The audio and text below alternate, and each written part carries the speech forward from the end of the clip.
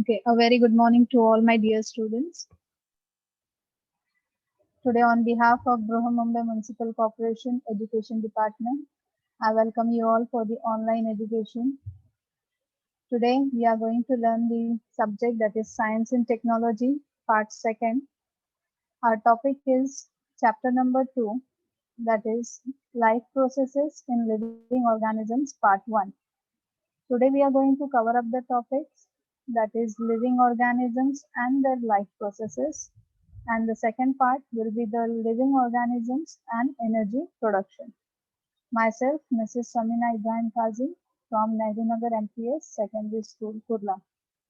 So let's begin with our today's chapter, that is chapter number 2, Life Processes in Living Organisms, part 1.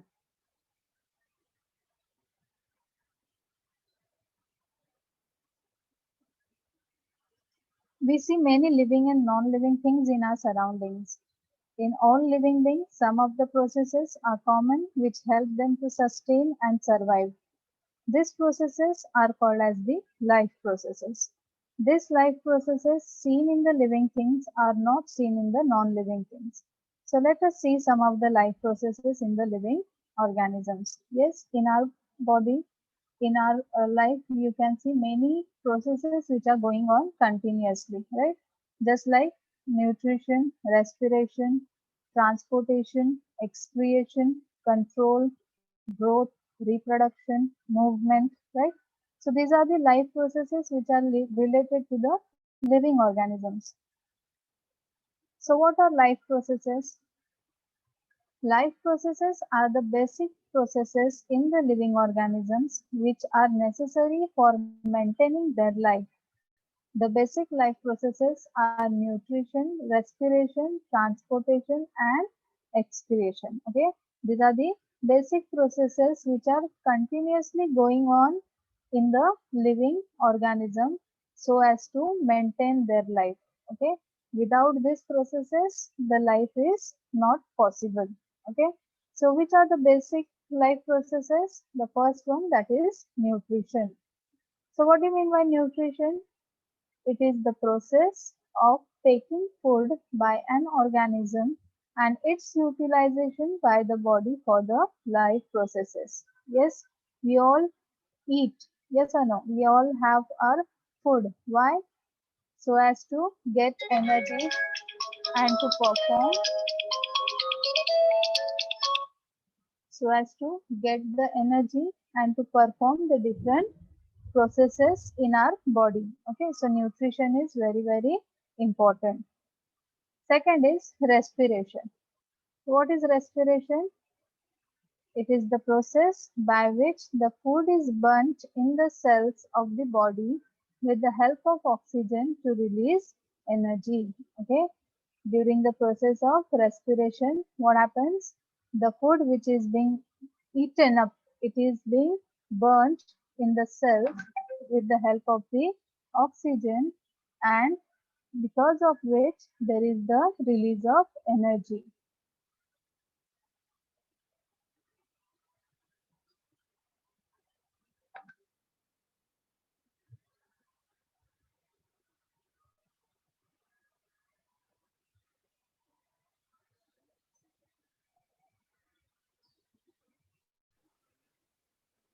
Hello, ma'am. Yes, ma'am. Yeah, you are not audible. I'm not audible, ma'am. Hello. Yes, now it's okay. Shall I go back once again, ma'am? It was No, not no, you audible. can continue. No, you can continue. Okay, okay, fine. So we were seeing the respiration process. It is the process in which the food which is being eaten up, it is being burnt in the cells of the body, and it is with the help of the oxygen, and the oxygen helps in releasing the energy. Then the third process, that is transportation. Now what is transportation? It is the process by which the food, oxygen, water, waste products are carried from one part of the body to the other, right? In our body, the transportation system, it helps to carry the food, oxygen, water, waste products from one part of the body to the other. Okay. Then the next process, that is excretion. You all know that whatever we eat, so out of the food, whatever we eat, some part it is being useful, while some of it is being a waste in the body. Okay, so to remove this waste, to expel this waste from the body, there is a excretory system in our body. Okay, and this process of excretion is the process by which the waste product it is being removed from the body. Okay, so I hope that you understood what is life processes. These are the basic processes in the living organisms which are necessary for maintaining their life, and these basic processes are going on continuously in every living organism. So let us see one by one the different systems which are being present in our body. The first one, that is the digestive system. Everybody knows what is digestive system. It is used for absorption of nutrients. Okay, the digestive system, it includes the oral cavity, esophagus, liver, stomach, small intestine, large intestine, rectum, and anus. Okay, these are the different parts of digestive system.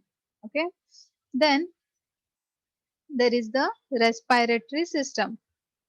Our respiratory system consists of nasal cavity, pharynx, larynx, trachea, bronchus, and lungs with the purpose of maintaining our breathing.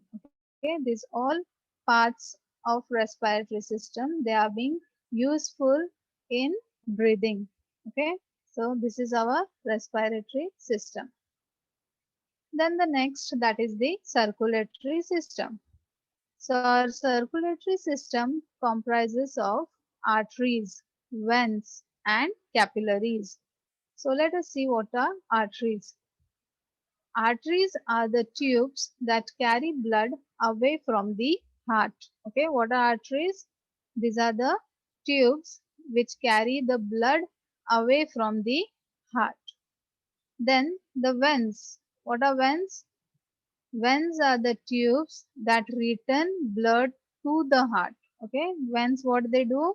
They return the blood to the heart. Then capillaries. What are capillaries? They connect the arteries and the veins. These are tiny tubes that exchange food, oxygen, and waste between the blood and the body cells. Okay, what the capillaries they do?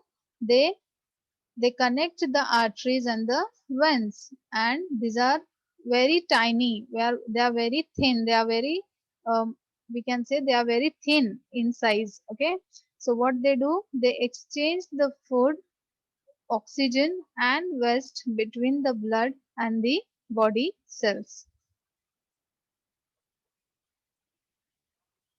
Then the excretory system. Our excretory system consists of a pair of kidneys, a pair of ureters, urinary bladder, and urethra. Okay, what is this? What is the function of the excretory system? To expel the waste product from our body. Okay, so these various organ systems, these are continuously performing their functions in our body. Okay,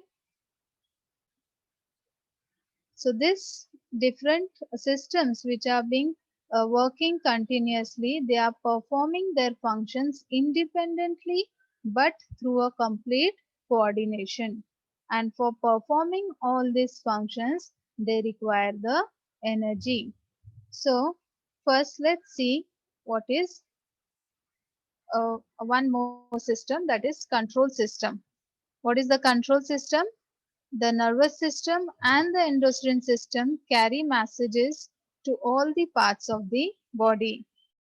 Messages are in the form of nerve impulses or hormones. They tell the targets in the body how to respond to the internal or the external changes. Okay, overall control of our body, it is because of the nervous system and the endocrine system. They are responsible for controlling whatever the responses which are being given, okay, as per the response to the stimulus. Okay, as per the response to the stimulus, whatever the response the body has to give to the internal or the external changes, they are being controlled by the nervous system. So for performing all these functions, our body needs energy. So what is energy? Energy is the ability to do work. Yes or no? Everyone knows this definition of energy. What is energy? It is the ability to do work. So all the living things, that is organisms, they need energy to live. Directly or indirectly, nearly all the energy for life comes from the sun. Okay, either it is being used up directly or it is being used up indirectly, but the energy it comes from the sun. Some organisms make use of that energy directly for preparation of their own food. They are called as the autotrophs, while others they must obtain it from the other organisms. So they are called as the heterotrophs. Okay. So here you can see the nutrition in case of plants. Plants are autotrophs. Why they are said to be autotrophs? Because they are capable of preparing their own food. Okay. They are capable of making their own food. So they are called as autotrophs. Whereas in case of animals, the animals are heterotrophs. What do you mean by heterotrophs? They depend either on the plants or some other creatures or some other small animals. Okay, they take their nutrition either from the plants or from the animals. So they are called as the heterotrophs. Understood everyone? These are the different ways of nutrition in case of plants as well as in case of animals. So where do we get energy? How do we get this energy? The carbohydrates, fats, and lipids are the main source of this energy, and it is harvested by the mitochondria present in each cell. Okay, how our body gets the energy? Whatever the food we eat, it consists of carbohydrates, proteins, lipids, right? So these all are the main sources of energy, and it is being harvested by the mitochondria which is being present in every cell. So it is not like that only foodstuffs is sufficient for energy, but also oxygen is necessary. Okay, here you can see the different nutrients and their calorific values. Just like proteins, they provide 4 kilocalories of energy per gram. Carbohydrates, they give us 4 kilocalories of energy per gram. In the same way, fats, they give 9 kilocalories of energy per gram. So it is not like that only the foodstuffs is sufficient for energy production, but also oxygen is necessary. Yes, what? Not only the food what we eat, that is not being only sufficient, but also oxygen is needed for the release of energy. How? Oxygen is required for the cellular respiration. Oxygen and nutrients, they are combined together to release the energy. Okay, so oxygen is being very useful for the release of energy. All these foodstuffs and oxygen are transported up to the cell through circulatory system. Besides, it is coordinated by the control system of the body. That is, each life process contributes in its own way in the process of energy production. Functioning of all these life processes also requires energy. Okay, whatever the foodstuffs and the oxygen, they are being transported to the cell through who? Through the circulatory system, and it is being coordinated by the control system. As I told you before also, that whatever the functions which are going on in the body, they are being controlled by the nervous system. Okay, so the different systems which are working in a single body, the different systems, they never stop or they never go anything, it doesn't go anything wrong. Why? Because there is a coordination between the different systems. Okay, and it is being controlled by the control system of our body. Okay, and this all processes, to perform them in a proper way, we require energy. Okay, functioning of all these life processes requires energy.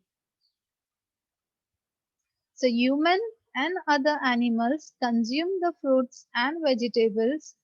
Plants are autotrophs. Okay, in our case, we get energy from fruits and vegetables, right? Whereas in case of plants, as I said you, they are being autotrophs. That is, they are capable of preparing their own food, right? So these plants, they utilize some of the food for themselves, whereas remaining is stored in the various parts like the fruits, leaves, stems, roots, etc. Okay. Yes, plants, what they do, they use up the energy from the sun for the production of their food, right? For the preparation of their food. So they are called as autotrophs. But out of this, whatever the food they have formed, they have prepared, they don't use up completely. They utilize some part of it, and the remaining part, it is either being stored in the roots, in the stem, in the leaves, or in their fruits. So it is very very important to consume fruits and vegetables, okay, so that we get energy. Okay, we consume all these various plant materials and obtain different nutrients like the carbohydrates, fats, proteins, vitamins, minerals, etc. Yes, after consuming the different varieties of fruits and vegetables, we get a lot of vitamins, minerals, fats, proteins, carbohydrates. Okay. So which food materials do we consume to obtain these nutrients? If you want to get a proper all the nutrition, if you want all the proteins, fats, carbohydrates, vitamins, minerals, so what is necessary? It is necessary to obtain all these food materials like the milk, fruits, jaggery, cane sugar, sweet meats, cereals like wheat, maize, ragi, jawar, millet, rice, etc. Okay, these are the different food materials which gives us the energy in the form of carbohydrates. Okay, so we get near about 4 kilocalories of energy per gram of carbohydrates. Okay, see this picture. You should include all the cereals, pulses, fruits, vegetables, right, in your daily diet, so that you can get a lot of carbohydrates. And you imagine that you are getting 4 kilocalories of energy per gram of carbohydrates. Okay, so they are being very very essential in our daily diet. So let us study the way by which this energy is being obtained. Okay. So living organisms and energy production. In living organisms, respiration occurs at two levels. The first one, it is called as the body level, and the second one, it is called as the cellular level. Okay. In living organisms, the respiration, it occurs at two levels. One is called as the body level respiration, and the second one, it is called as the cellular level respiration. So firstly, that is the body level respiration. Here, the oxygen and carbon dioxide, they are being exchanged between the body and the surrounding. Okay. Here you see that when we breathe, we take in the oxygen and we give out the carbon dioxide. Okay. So it is the exchange between the body and the surrounding. So it is called as the body level respiration. Then the second one, that is called as the cellular level of respiration. Now what is cellular level respiration? In case of respiration at the cellular level, the foodstuffs are oxidized either with or without the help of the oxygen. Okay, here at the cellular respiration, you can see that the foodstuffs, they get oxidized. Okay, either with the help of oxygen or without the help of the oxygen.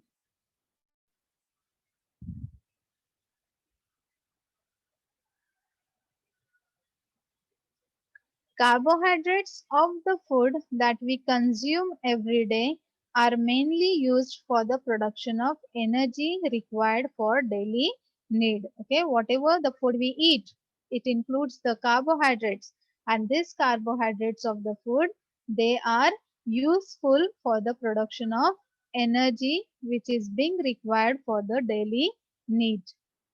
This energy is obtained in the form of ATP. Okay, how this energy it is obtained? It is obtained in the form of ATP. What is ATP? ATP stands for adenosine triphosphate. Okay, what is ATP? It is adenosine triphosphate.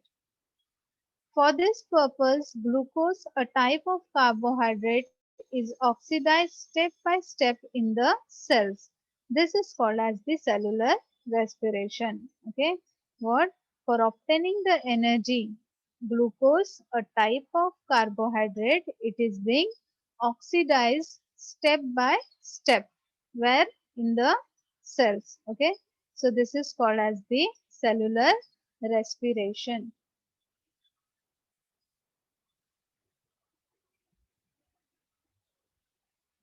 Then the cellular respiration, it is mainly of two types. As I told you that in case of respiration at the cellular level, the foodstuffs, they are either being oxidized with the help of oxygen or without the help of oxygen. If it is with the help of oxygen, then it is called as the aerobic respiration. And if it is in the absence of oxygen, without the oxygen, then it is called as the anaerobic respiration. So let us see the aerobic respiration. In aerobic respiration, glucose is oxidized in three steps. Okay. In the aerobic respiration, the glucose, it is oxidized in three steps. The first step, it is called as glycolysis.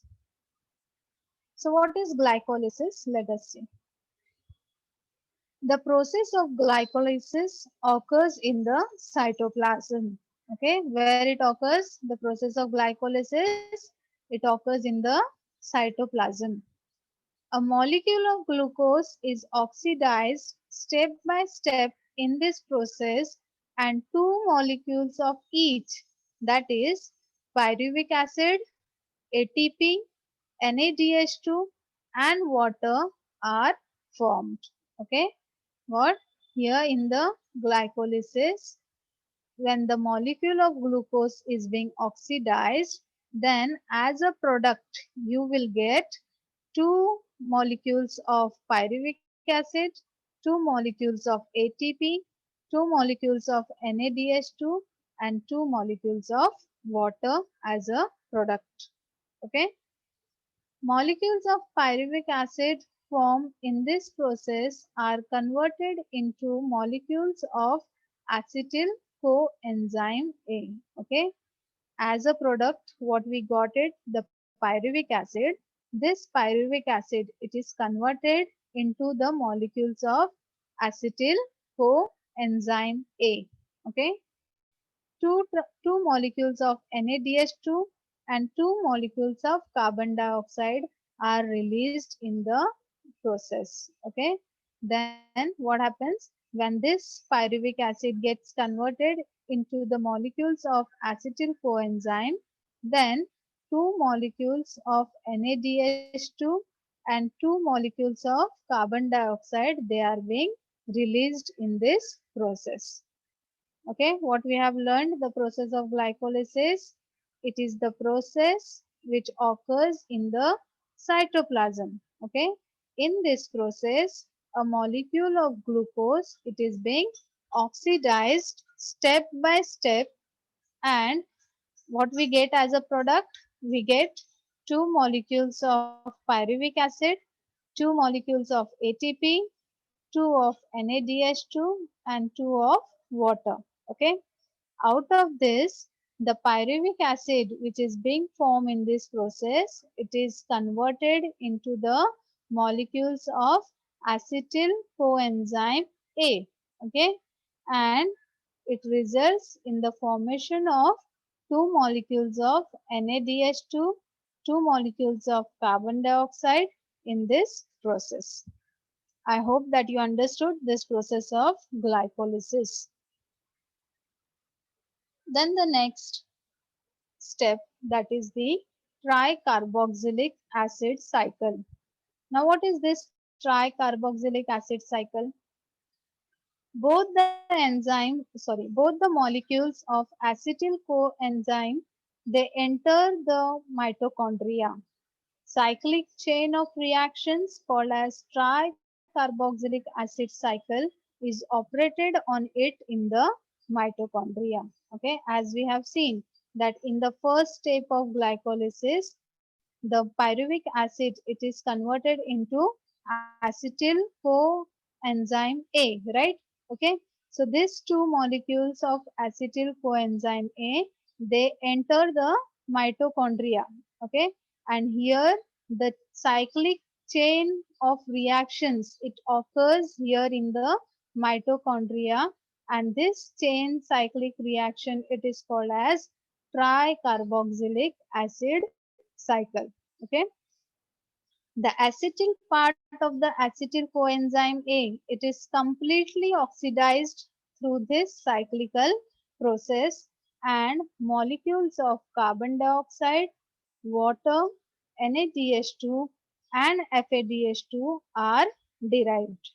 Okay, what happens here in the tricarboxylic acid cycle, the acetyl part of the acetyl coenzyme, it is completely oxidized, and because of its oxidation, there is the formation of molecules of carbon dioxide, water, NADH2 and FADH2. Okay, then the third step, that is electron transfer chain reaction.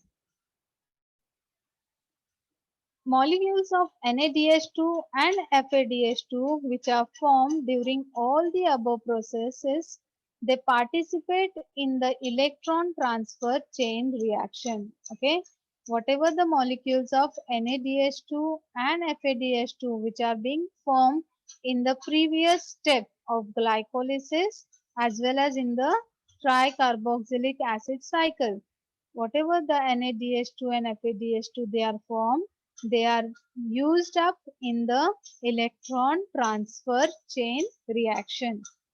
Due to this, 3 molecules of ATP are obtained. Okay, from each NADH2, and 2 molecules of ATP are formed from each FADH2 molecule. Okay, what? Because of the electron transfer chain reaction, there are the formation of three molecules of ATP from whom? From each NADH2 molecule, as well as there are two molecules of ATP which are formed from each FADH2 molecule. Besides ATP, water molecules are also formed in this reaction. Electron transfer chain reaction is operated in the mitochondria only. Okay, not only the ATP but also some of the water molecules, they are also being formed in this reaction. Okay, and this electron transfer chain reaction, it is operated where? In the mitochondria only. Okay, we say na mitochondria is to be the powerhouse of the cell. Why it is called the powerhouse of the cell? Because here there is the formation of ATP molecules, right? They provide the energy to the cell. Okay, so they are called as the powerhouse of the cell. Okay, who is called the powerhouse of the cell? The mitochondria. Okay, so now you will be saying, what is this NADH2 and FADH2? NADH2 stands for nicotinamide adenine dinucleotide. Okay, what is the full form of NADH2? It is nicotinamide adenine dinucleotide. Okay, and what is FADH2? It is flavin adenine dinucleotide. Okay, what is FADH2? It is flavin adenine dinucleotide. These are the enzymes which are formed in the cells and they are being used up in the cellular respiration. Okay, what are these NADH2 and FADH2? These are the two types of enzymes, okay, which are being present in the cells and they are being used up for the cellular respiration. Now let us learn more about ATP.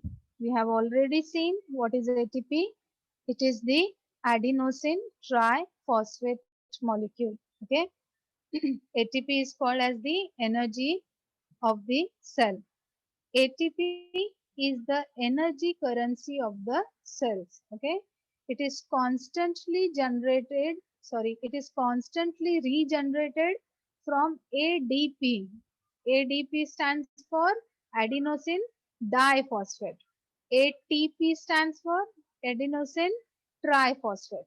Okay, got the difference?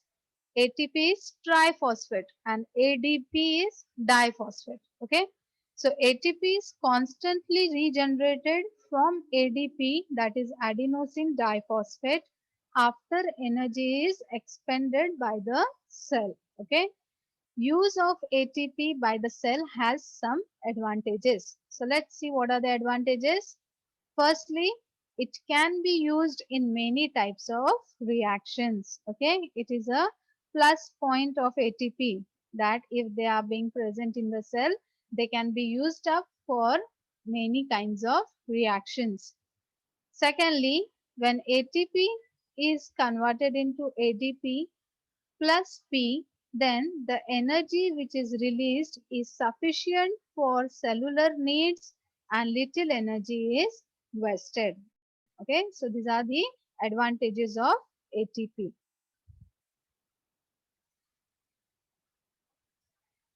If there is insufficient amount of carbohydrates in the body due to exceptional conditions like fasting or hunger, then lipids and proteins are used for energy production. Okay, what happens?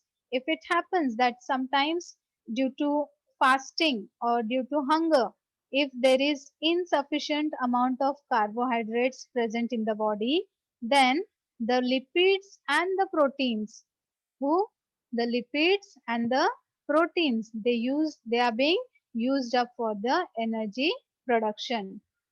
In case of lipids, they are converted into fatty acids. Okay, how the lipids, they are being converted into fatty acids, whereas the proteins, they are being converted into amino acids. Okay. Lipids are converted into what? Lipids are converted into fatty acids. Okay. And proteins are converted into amino acids. Okay. So these fatty acids and amino acids are converted into acetyl CoA, and energy is obtained through complete oxidation of acetyl CoA by the process of Krebs cycle in the mitochondria. Okay. Now what we got the product? Fatty acids and amino acids. So these two acids, they get converted into acetyl CoA. Okay. Acetyl coenzyme A, and there is the release of energy. Okay. And this energy, it is obtained through complete oxidation of acetyl CoA by the process of Krebs cycle in mitochondria. Okay. This Krebs cycle we are going to learn tomorrow. Then adenosine triphosphate, that is ATP. It is energy rich molecule, and energy is stored in the bonds by which phosphate groups are attached to each others. Okay, here you can see that in case of ATP, here in the ATP structure, you have seen that there are the energy is stored where energy is stored in the bonds by which the phosphate groups are attached to each other. Can you see here? It is low energy bond and the high energy bond which is shown where between the adjacent phosphor phosphate groups. Okay. So the bond carries the energy. These molecules are stored in the cells as per the need. Okay. And chemically, ATP is triphosphate molecule formed from adenosine ribonucleoside. Okay. How it is being formed? It is formed from adenosine di, sorry, adenosine ribonucleoside. It contains a nitrogenous compound, that is adenine. Okay, what it contains, the nitrogenous compound? What is the name of the nitrogenous compound? It is adenine. Then it contains pentose sugar ribose and 3 phosphate groups. Okay, if you see the structure of ATP, what it includes? It includes adenine, then a pentose sugar which is called as the ribose. Okay, and there are 3 phosphate groups. As per the need, energy is derived by breaking the phosphate bond of ATP, and hence ATP is called as the energy currency of the cell. Okay. If the cell requires the energy, so by breaking the bond, the energy can be released. And so this ATP, it is called as the energy currency of the cell. Okay, here you can see that the energy, it is stored within the phosphate bonds of ATP.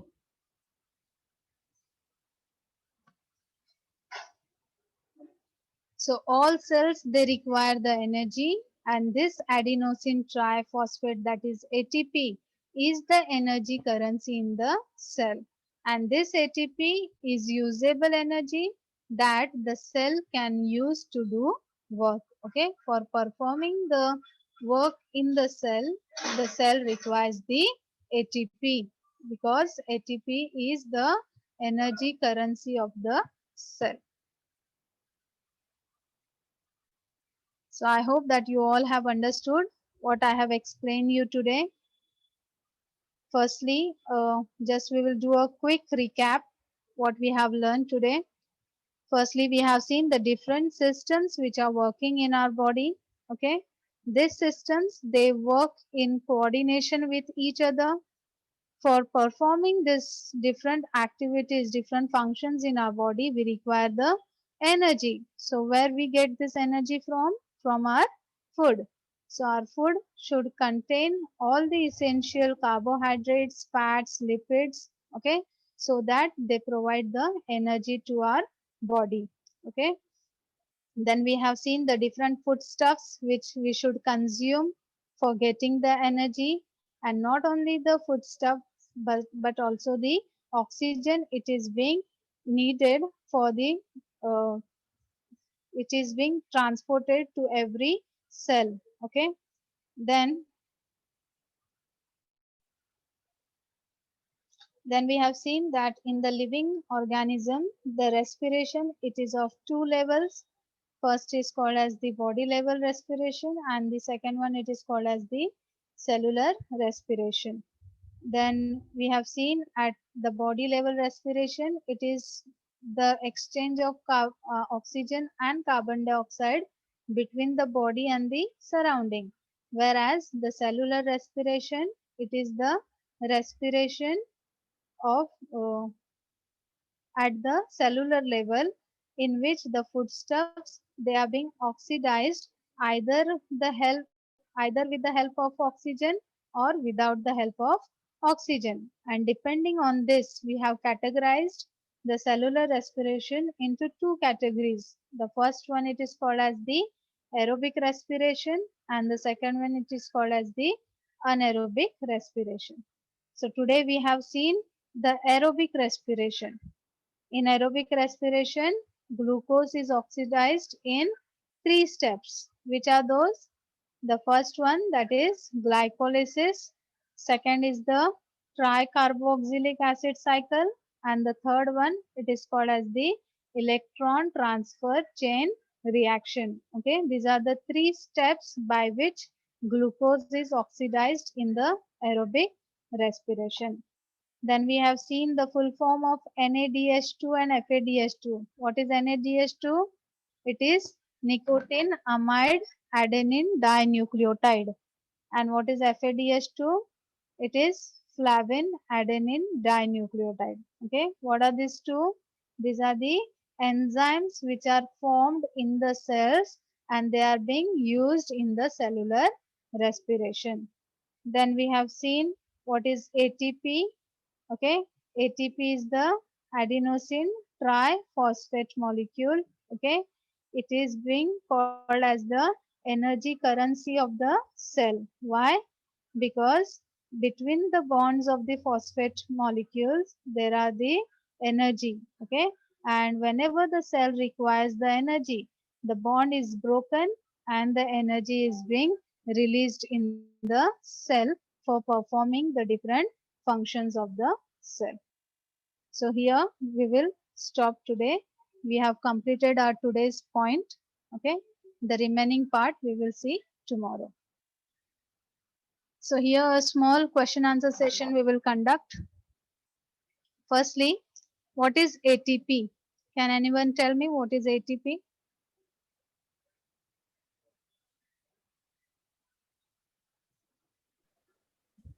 Hello? Unmute Yes, ma'am. yourself. ATP is the energy currency of the cell.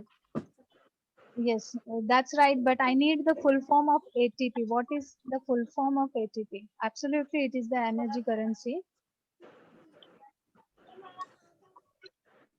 Yes, beta. What is ATP? What is the full form of ATP?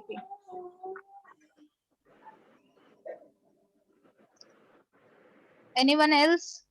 Those who are raising the hand, you can just unmute yourself and give the answer.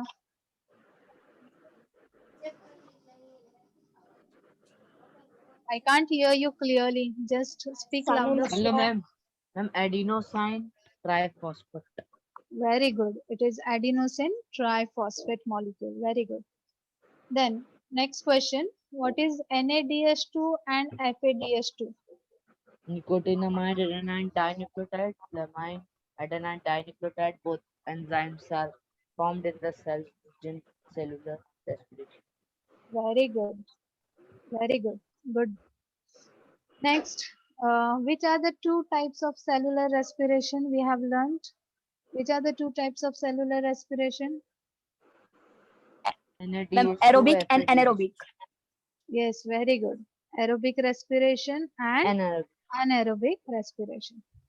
Now here is a question that how many atoms of carbon, hydrogen and oxygen are present in a molecule of glucose?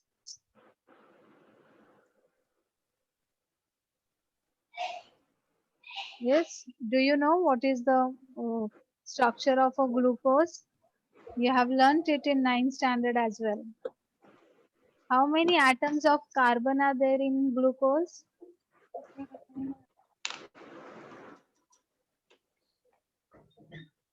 6. 6. Very good. How many of hydrogen H12. 12. O6. and O? 6. 6. Very good. Okay. A molecule of glucose contains 6 carbon atoms, 12 hydrogen atoms, and 6 oxygen atoms. Yes, very good. So all of you have given very well answers.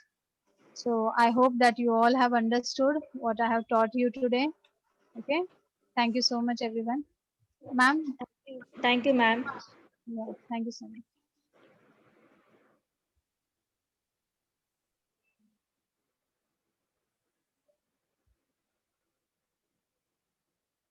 Students, I hope you have understood the topic taught to you today. It was very nice explanation, diagrammatic representation, and understanding of each and every topic with the help of diagram was done by the teacher. Seriously, it was very good, ma'am. I hope students have really understood it. And afterwards, after this lecture, you're going to revise this topic because these topics are very important as per your exam. So please revise it, understand it. It's very useful for you. Teacher has explained seriously very nicely to you. Thank you, ma'am. Thank you, students. Thank you so